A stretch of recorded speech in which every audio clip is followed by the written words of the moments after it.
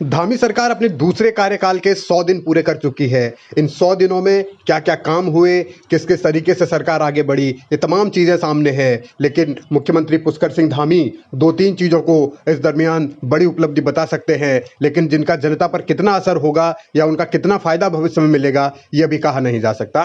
पहला मसला, उत्तराखंड में यूनिफॉर्म सिविल कोड के लिए एक कमेटी बनाई गई है। मुख्यमंत्री ने इसे चुनाव के दरमियान या चुनाव प्रचार के आखिरी दिन इसका ऐलान किया था और उसके बाद जब सरकार बनी तो पहली कैबिनेट में ही आया। इन 100 दिनों में मुख्यमंत्री इसे बड़ी उपलब्धि के तौर पर दर्ज कराने की कोशिश कर रहे हैं, बार बार इसका जिक्र कर रहे हैं, सार्वजनिक मंचों से, मीडिया पर, हर जगह वो इसी बात को कहते हैं। लेकिन सवाल ये है कि क्या यकीनन इससे एक आम आदमी के घर में रोटी मिल जाएगी? क्या यकीनन एक जो बेरोजगार युवा नौकरी की आस लगाए बैठा है उसको नौकरी मिल जाएगी? ये ऐसे पहलू हैं जिनका जवाब शायद सरकार को देना चाहिए। लेकिन इन तमाम पहलुओं के बीच एक और मसला है, चंपावत उपचुनाव में भारी जीत। ये भी मुख्यमंत्री एक उपलब्धि मान सकते हैं या भारतीय जनता पार्टी उपलब्धि मान सकती है, क्योंकि रिकॉर्ड मतों से जीत हुई है।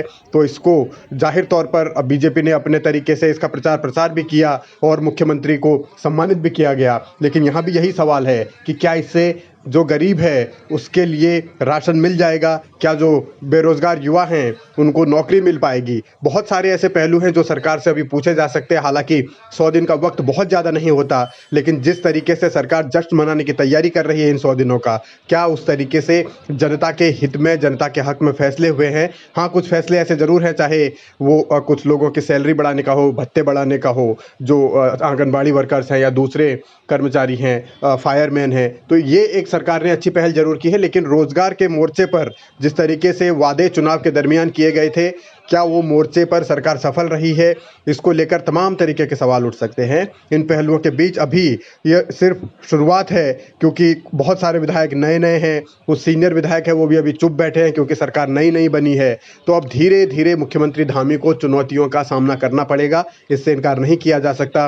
वो चुनौतियाँ बाहर से भी होंगी और भीतर से भी जरूर होंगी।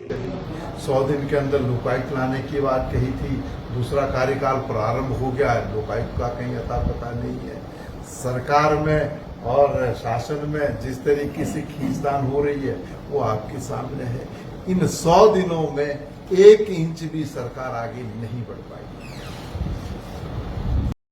कांग्रेस के नज़रिए में सरकार 1 इंच भी आगे नहीं बढ़ी, लेकिन सरकार कामयाबी का ढोल बजा रही है। तरह तरह के दावे किए जा रहे हैं, बड़ी बड़ी बातें कही जा रही हैं। दिन भर अब कार्यक्रम भी होंगे, हर विधानसभा में कार्यक्रम होंगे और ये बतलाया जाएगा कि सरकार ने क्या क्या उपलब्धियां हासिल की हैं। लेकिन असल मायनों में सवाल यही है कि क्या इन उपलब्धियों के जरिए जनता के लिए कोई रास्ते निकलेंगे? क्या उत्तराखंड में विकास की कोई बयार बहेगी, या फिर सिर्फ दिखावा और दिखावा ही होता रहेगा? ये अब चुनौती सरकार की है, इसका जवाब भी सरकार को ही देना है।